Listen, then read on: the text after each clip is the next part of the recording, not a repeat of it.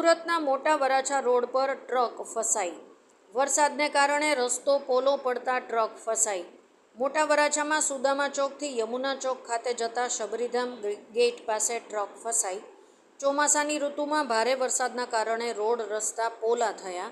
મોટા વરાછા વિસ્તારમાં રોડ રસ્તા બનાવનાર કોન્ટ્રાક્ટરનો ભ્રષ્ટાચાર સામે આવ્યો. રોડ બનાવતી વખતે રોડમાં સરખું પુરાણ ન કરવાને કારણે વારંવાર બનતી હોય છે આવી ઘટનાઓ.